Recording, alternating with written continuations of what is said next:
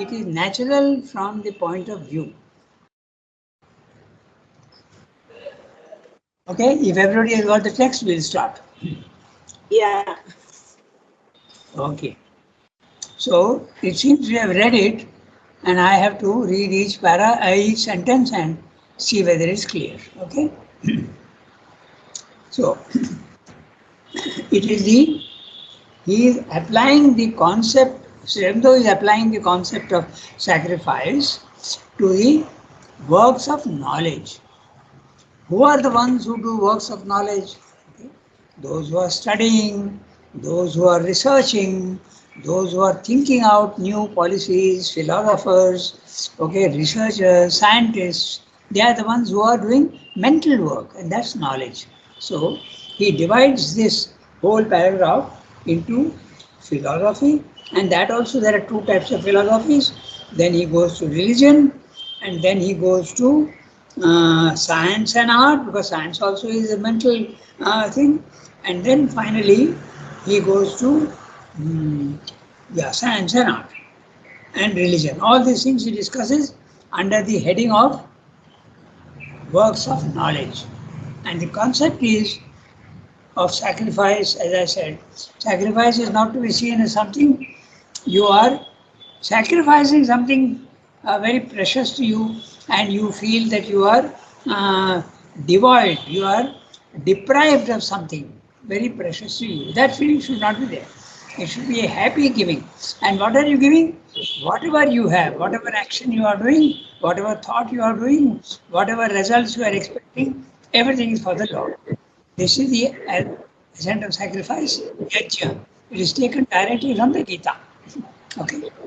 So, one by one, we'll see. Ranganath, you Yeah, had discussed half the paragraph. More than half the paragraph we had discussed. That's what We I had thought. discussed. So, where do We have to start the sentence, the corruption of the best produced. Okay. After the religion, about his talking about Oh, I remember. after that. Yes, I remember. And We I had told you. discussed religion. Yes. And I said that a very interesting thing, how sometimes bad intentions can produce good results, and good results can produce bad results. No? And we had said that we would discuss this to a certain extent. So Sorry about that. okay. Yuan, we have a new participant. He is from Spain, Yuan. Okay, so he has joined. All right. Today we have an international class. Pallavi is from Singapore and from Korea and from Spain and from India. Yes. Who is in Singapore today? Pallavi. Oh, Pallu, you are in Singapore. Yes, Rangada. Oh, I sent you a message also. Oh, Acha, I am very bad at looking at messages. Okay. So anyway, yeah, absolutely international. The world is becoming one, na? So we are participating in that experiment. That's good. Vasudhaiva Kutumbakam. That's the Indian idea. Okay, those who are not familiar with it, the entire world is my family. This is there in the Vedas. It's such an ancient truth that all humanity is one. I don't know if any other culture has said that so strongly and so clearly. Vasudhaiva Kutumbakam. Vasudha is the earth, Kutumbakam is the family. So we feel family like, very good. So the corruption of, so I have to see corruption of. Almost 2/3 paragraph. Okay. And it is 12 lines from below. And which page is that? 140. Okay. Yeah. I've got it. The corruption of the best. I follow the old I'm book. sorry. I gave you totally wrong information. I'm so sorry. It's from you, from Sunki. You have written it last time. From there only I got the information. Okay. Sunki, I'm sorry. Sunki, don't worry. To err is human. So you have noted it in the last class, Sunki. From your class, Yeah. written note only I got. Okay. So now I'm reading. Okay, the corruption of the best produced the worst by that strange chemistry of the power of life, which generates evil out of good, even as it can also generate good out of evil. Okay, so I'll give you 2, 3 examples. Okay, so I'll give you very few. The rest you think out yourself. Okay, so the corruption of the best. Okay, if you have best intention. Okay, suppose you are telling the truth. Okay, it's good, no? It's the best you can do, but your intention is wrong. Your intention is to put someone in trouble. Suppose yes, your friend or your enemy has done something wrong and nobody knows about it, and you want him to suffer. You tell the truth, which is very good, telling the truth, but your intention is very bad. So that's the corruption of the best produces the worst. That strange chemistry of the power of life which generates evil out of good. So in the physical world, good and evil, okay, all these are solidly mixed together. They are called the dualities. There is no escaping. If there is one good, there is equally a bad. Even science recognizes this fact. Science says to every action there is an equal and opposite reaction. No? So, so this is the what Srendra is saying. The corruption of the best produces the worst by the strange chemistry. Also, what we think is bad. Okay, let's take a flood. What has happened in Pakistan now? 2,000 people have died. 20,000 houses have disappeared. Okay, so it's something you consider very bad, but there are good results that come out of it.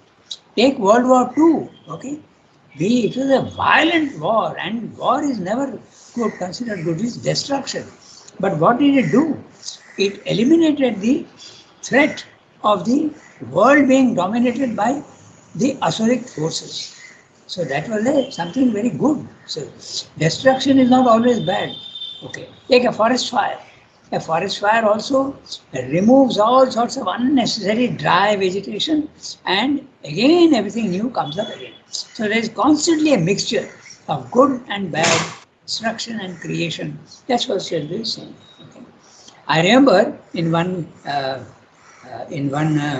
interesting case, I won't go into details, but there were many people who were not in favor of a department head, and they made a strong representation, and the result was that he was removed. Okay, actually he was not removed, but he was made to leave. Okay?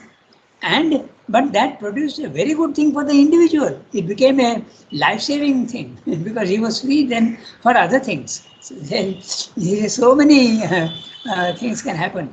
So bad intentions can also produce good results. That's what Sridhar is saying. Okay? You can think about it. There are so many examples that you will see.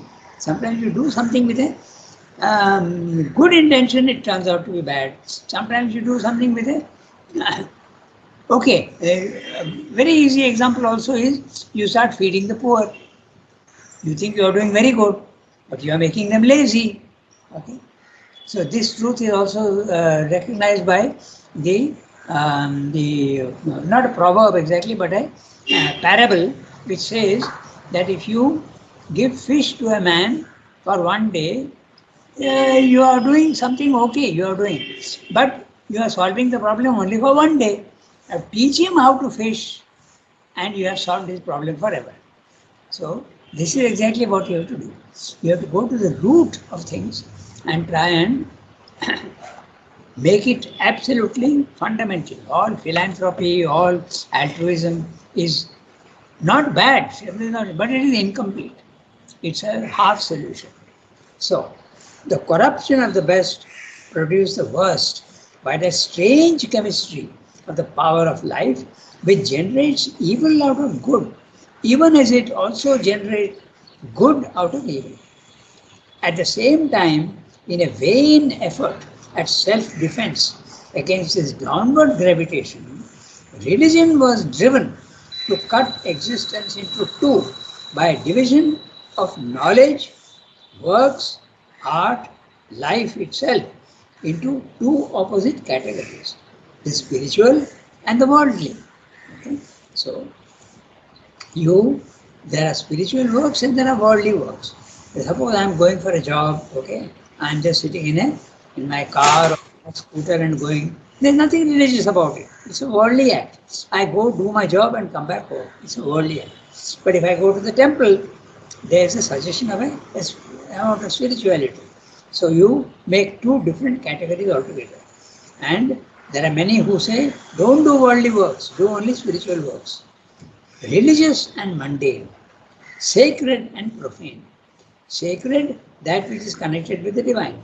Profane, the word profane is actually to be seen as something negative, something not very good. It is a pejorative sense. But here Srindra is not using in a pejorative sense.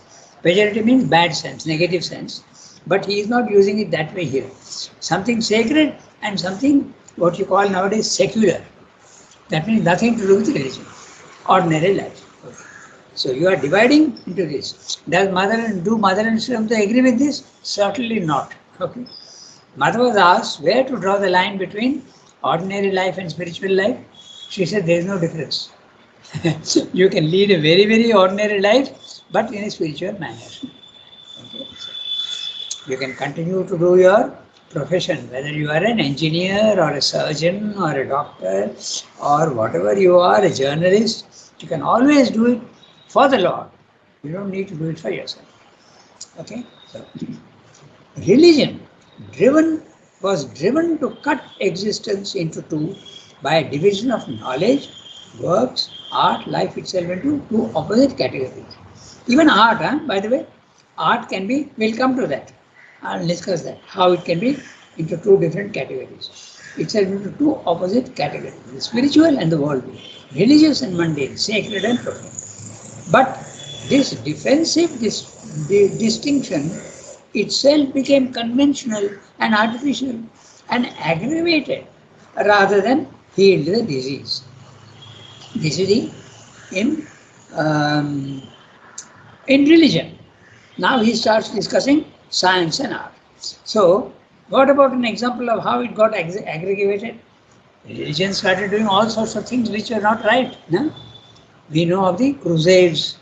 Okay, we know that the Christian religion, they tried to convert people through crusades. The knights, they went down into the Middle East countries and they were trying to change them. So this is something which is not at all a very religious thing. Or you can even think of religion which was responsible for burning Joan of Arc at the stake. Not only Joan of Arc, I was surprised to know that thousands of women considered to be witches were burnt at the stake. It was a horrible period in Europe and that happened. Okay. Then what about in India? If a young widow loses her, a young girl loses her husband, she is considered a widow and a sign of inauspiciousness. She will bring she will not allow Lakshmi to come into the house. So send her away to the widow's home in Varanasi. So these are all the wrong things that happen, and even the classification of the Varnas, the Brahmins, the Kshatriyas and the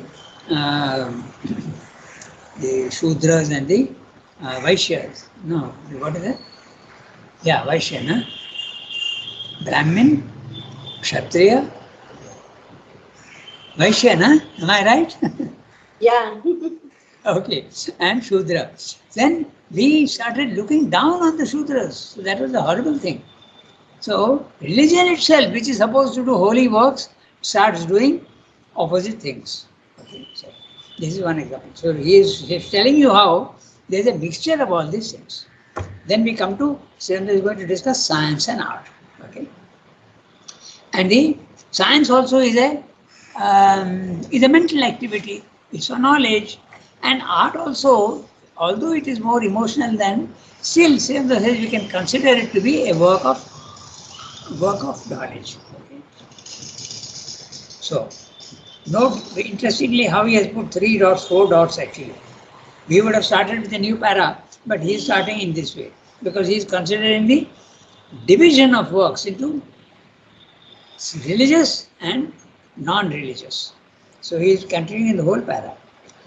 I am reading the next sentence. On their side, science and art and the knowledge of life, although at first they served or lived in the shadow of religion, ended by emancipating themselves, became estranged or hostile, or have even recoiled with indifference, contempt, or skepticism from what seemed to them the cold, barren, and distant, or unsubstantial and illusory heights of unreality to which metaphysical philosophy and religion aspire. So this happened in Europe also very clearly. The Catholic religion was completely dominating all life, even science, and they had to make a separation. That's why the idea of secularism in Europe is entirely different. In India, we are completely misapplying the concept of secularism. Secularism means make a division, don't let religion interfere in normal life. Whereas in India, it's exactly the opposite. We want religion and spirituality to interfere in everyday activities. Okay? But in Europe, it is still like that. If there is any touch of religion anywhere, they buck. They don't like that. I'm speaking in general terms, not so. Metaphysical philosophy and religion as well.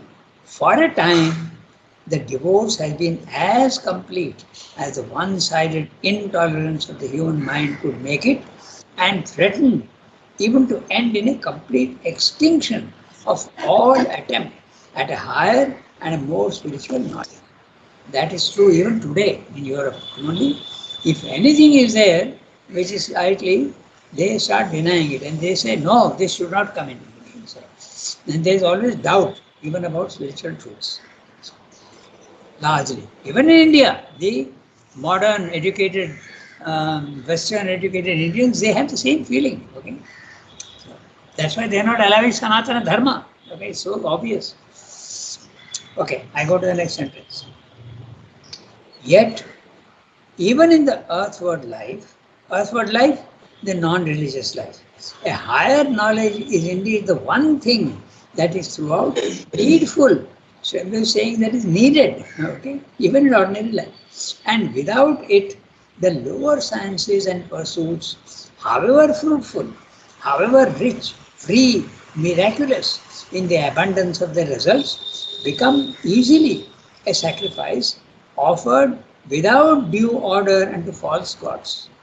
Let's look at what he's saying. Yet in the earthward life, the non-religious life, a higher knowledge is indeed the one thing that is throughout needful. Why? Because without it, the lower sciences and pursuits, okay? Lower sciences and pursuits, all our normal mental activities, lower sciences, whether it be medicine, whether it be engineering, whether it be journalism, whether it be history, even psychology, okay? All these things, they are all lower sciences and pursuits, not spiritual. However fruitful, you can't deny that medicine and engineering have done miraculous things. You can't deny that. You have been able to eliminate so much of disease and all. So it may not be a permanent solution, but you have done miraculous things. Sridhar is saying, however rich, free, miraculous in the abundance of the results, no one can doubt that, become easily a sacrifice offered without due order and to false gods. What becomes the purpose? Money. Okay? You look at what's happening in the pharmaceutical world today. They have discovered recently, and there's a whole case going on in Europe and in America, that this COVID thing, when they introduced what is it called, the vaccine, they imposed it on everybody without testing. Okay, this is the thing. It was just a pharmaceutical ploy to make money. This is a very, I'm not making this up. If you see the Ranganath, yes, tell me. that time even those who were very sincere doctors, They Ah, all were speaking against the vaccination, but it was the government and pharmacy which yeah, that's imposed it all over, not only India, all over the world. It was the exactly. government and pharmacy involvement. Even Ex- then, we always, very sincere doctors who were into virology, who were into vaccinations, they kept repeating that how can vaccination be tested completely in such a short time? That's right. So this was a no. Now they have accepted it, and activism and all. This is grace, I say. This is the That's divine working. But that time, even people, sincere people, were fighting against it, but they were all shut up because of the loss of money, lot of money involved in it. yeah, Just that's right. wanted to put it, Rangada, because this is one thing for which we have been right from the beginning opposing and saying, but anyway, Yeah. big people didn't was not Yes. successful. Yes. Archanadi in the ashram, na? You and Alok and Mandip also, you were again. Yeah, later it became so difficult, Rangada, outside also. When I was going for chemo of my husband, Huh, each time we had to get our COVID tested. that's Only right. then could we enter the hospital. So Each time. So that's it was right. everywhere. Everywhere it was. Yeah. Okay, Rangada. Just I wanted to put this because. Yeah. This was a big ploy by Ah, this guy, Dr. Anthony Fauci, who is in America and who was the head of the infectious diseases, ah, along with Bill Gates, who has a lot of shares in the Pfizer company. yeah. And Bill Gates, 10 years ago, had predicted of a pandemic. How Yeah. can he predict of a pandemic if they were already not plotting one? Ah, And they gave the Wuhan laboratory some hmm, $10 million as grants to produce a virus which is yes. harmless and does not attack humans That's to right. get mutated and attack humans. Yes. So Exactly. So, this was going on for a pretty long time. It's just that we were not aware of it. And without the vaccination certificate, you couldn't enter here, couldn't enter there, you could not travel. Even today, they check your certificate everywhere. yes, I know. So we had to take the vaccine because of that certificate. Yeah, that's right. So that's what Sridhar is saying. Okay, they are serving the uh, uh, sacrifice offered without due order into false gods. And who is the god? Mammon. Mammon is the money power. You are just wanting to do that, and you create all sorts of things only for the wrong. Even when you are building a bridge, which is excellent, but you do it for money. When you're building roads, it's a very good thing, but you do it for money. All wrong, good things being done with the wrong attitude. That's what Shri is saying. Okay, the sacrifice offered without due order and to false gods, corrupting, hardening in the end the heart of man, limiting his mind's horizons. They confine in a stony material imprisonment or lead to a final baffling incertitude and disillusionment. So even religion, okay, and good ideas, they end up in confusion and sometimes they produce the wrong results. A sterile agnosticism awaits us above the brilliant phosphorescence of a half knowledge that is still the ignorance. So, this is an excellent sentence telling you all about science. A sterile agnosticism. Okay? Agnosticism, you can never know the ultimate truth. And sterile, it can't produce any good results. Okay? It is not fertile, it is sterile. Awaits us where? Above the brilliant phosphorescence of a half knowledge that is still the ignorance. So, science is a brilliant phosphorescence. A phosphorescence is a half light, okay, where you can sometimes see in marshes at night there are these gas that come out and get even lighted up, okay. So, that's a phosphorescence with different colors. Different colors. And it is brilliant. Science has got brilliant results. But where will it all lead to? Ultimately, it will, if you are insisting only on the material, you will end up with a sterile agnosticism. That's what Sri is saying. Okay? So, it's a brilliant sentence. Just look at the way he is putting it.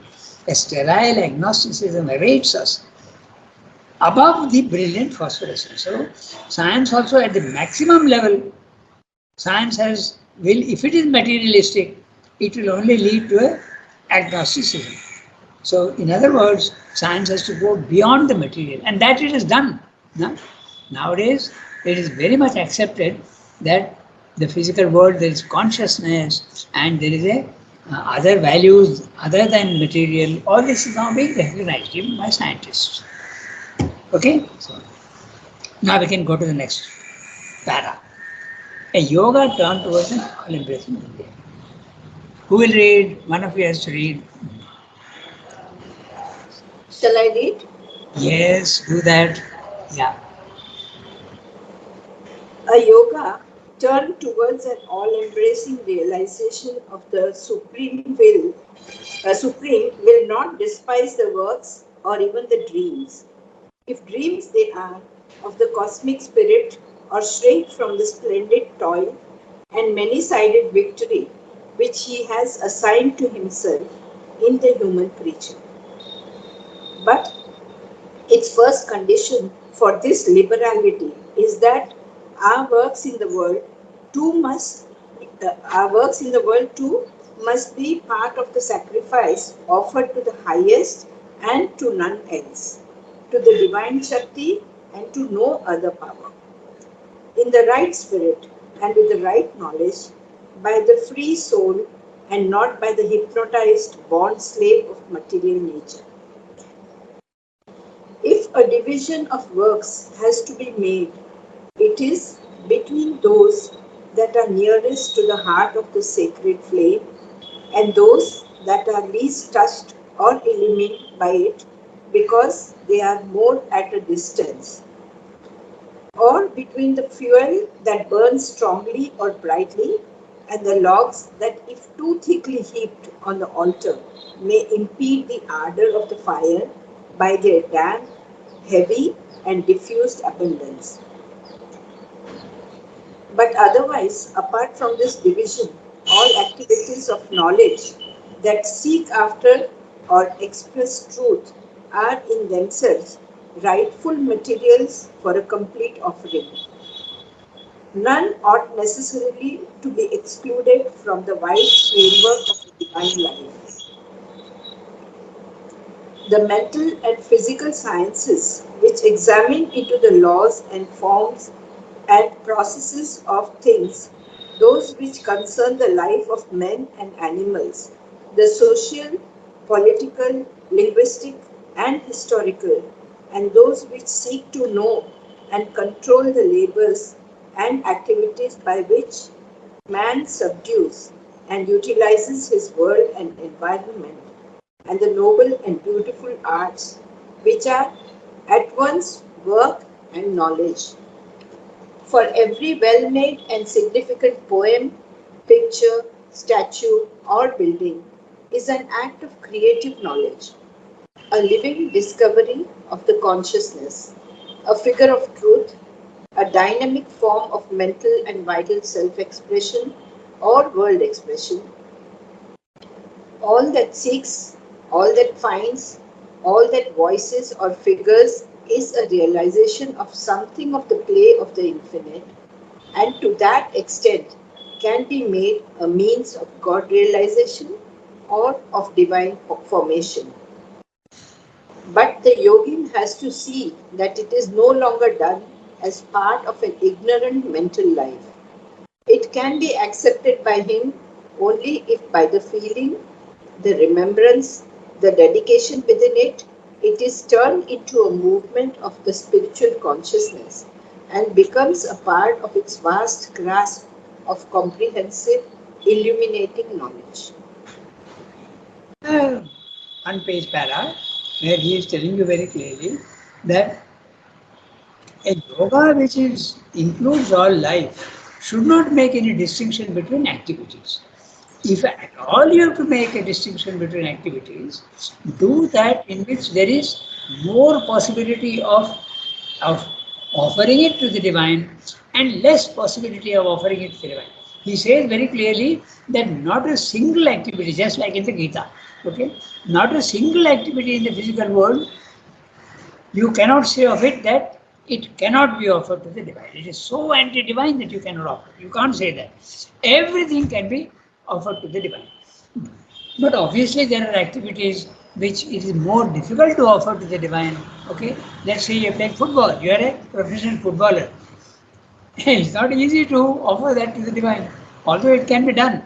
But you are constantly thinking of how to beat the opponent, how to get the ball, how to control the ball. So naturally, it is more difficult. Okay? And a extreme case I like to mention to make you think about it is the one who is an executioner. Okay, his job is to hang people, the official executioner, okay, or he has to shoot people. Usually it is hanging or the electric chair. Now, what about him? Could he also? Theoretically, yes, but naturally it's much more difficult. So, if you go to a temple or you are reading Aurobindo and the Mother, it's an activity of the mind which is easier to offer to the divine. No? So there are grades, and that's Aurobindo using very interesting. He's saying between the fuel that burns strongly and brightly and the logs that are too thickly heaped on the altar may impede the ardor of the fire by their rather damp, heavy, diffuse abundance. So this is basically what he's saying in the paragraph, that if you at all want to make a distinction, better not to. But if you want to make a distinction at all, do it between those which are easy to offer to the divine and those which are little more difficult to offer to the divine. Okay? That's what he's saying. So let's go back to the beginning of the paragraph. Just 1 second. I'm having some difficulty with my computer. So something has happened.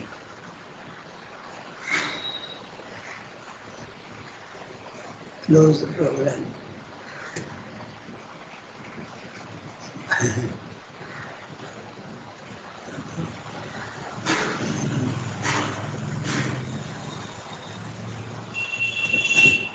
One second.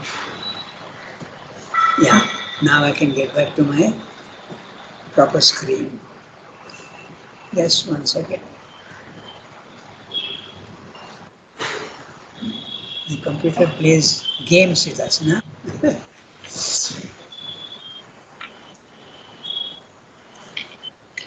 Okay. I think in page 140. Yeah. So that's right. No, it is 141.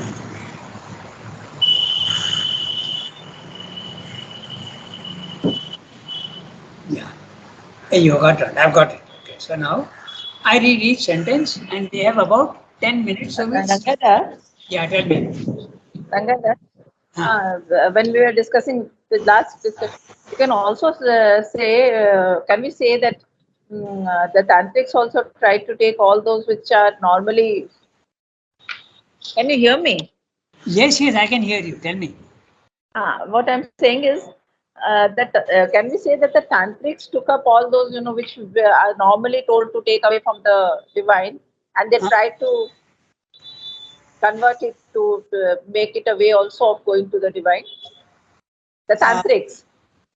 Okay, the tantric. Okay.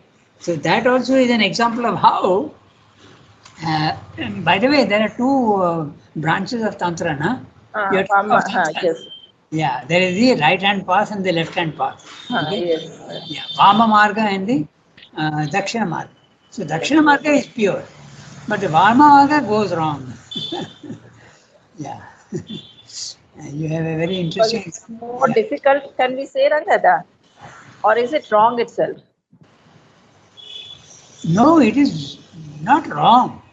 In fact, Aurobindo praises Tantra like anything. He says it's a very bold system. You can't say it is wrong, but it is not fit for But everybody. it's more difficult. Yeah, It's more difficult. very difficult, but it can be done. In fact, what is the idea behind Tantra? Those things which produce attachment and desire, I will face the problem. I will indulge in those activities which give me desire and attachment, and I will not get desire and attachment. That is the idea. It's a very bold idea. It's a very difficult thing, and you are taking up the most difficult thing. So that's why they say that Tantra is fit only for those who have got already a half divine nature. Daivi Prakriti. Tantra is not for everybody. Okay? There is a very famous example in India today, Nityananda. You have heard about him, na? He was No, in, Ranganath, no. I've just heard the name. I don't know the any detail. he was doing all sorts of nonsensical things under the guise of being a tantric, okay? And the government pounced Yeah, on government pounced on him, and he has gone away to some island somewhere, and no one can do anything. His name is Nityananda, okay? I've heard the name. I didn't know these details. What exactly? He's a horrible fellow, okay? So that also thing can happen. Okay? So Tantra can easily go wrong. Okay? That's right. In fact, he is telling us very clearly that all religion, everywhere, wherever it is, not a single religion is absolutely pure. It is spirituality which is pure, but even in spirituality, when you get an experience, the ego comes in and distorts it. So one has to be very, very, very, very alert and attentive. It's a, it's a very big problem. Ego is a tremendous problem. It can always go wrong, even at the spiritual level. Okay? So, with the best intention, as you said, you can always fall into a trap. Yeah. That way, you can use your power for wrong purposes. Okay. So it's a that possibility is there everywhere. That's exactly what he's saying here in this para. That there is a constant mixture. And even when religion tries its best to disengage itself from the wrong, it often falls victim to it. And we have discussed so many examples, no? Everywhere. Every religion, not a single religion is free of all these things. Because it's mainly an effort to go up, but the effort goes wrong very easily. Even spirituality can go wrong very easily. So you have to be very, very alert and very, very egoless. Difficult, not easy. Yeah, I just got to ask that there is a spiritual ego also, no? Like you may start very well, but then is that what is called spiritual ego? Yeah, there is the ego. Sincere ego, they are using a very interesting word. It's not spiritual ego, but there can be, when you have gone to a higher level of consciousness, okay, if the ego has gone, you feel that, oh, I am egoless. But why did I get the benefit? Why did the divine come to me and why not somebody else? So that means I am an instrument. So that becomes a subtler ego. It's called the instrumental ego. I am the instrument of God. Others are not. So, yeah. So here we can say I is the ego. When he say I, because he is no more I if he is spiritually enlightened.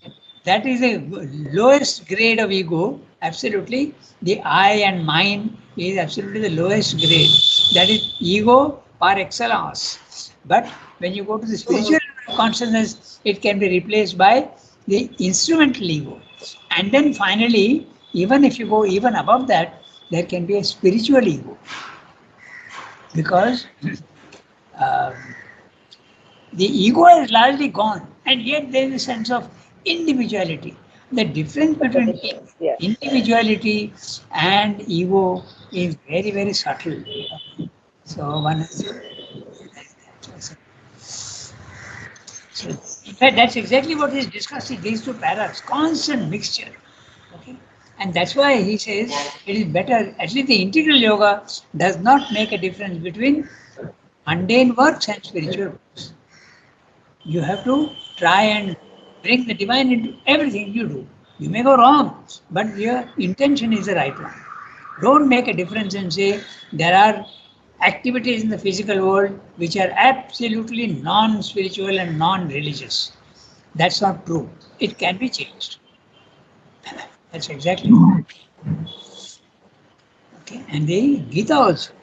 The Gita also very clearly stresses that every action, that's why the concept of yajna, okay, whatever you do it for the divine and not for yourself. Whatever we do normally is for ourselves. Even when I am trying to pursue a spiritual life, I am doing it for my own liberation. And that's a sort of ego. But it is allowed temporarily for some time. It's allowed temporarily because you are allowed to have a scaffolding to build a house with many stories. But the scaffolding, once it is useless, throw it away. The ego is necessary and selfishness is necessary at a certain level, and then once it is done, served its purpose, throw it away. So that's the thing.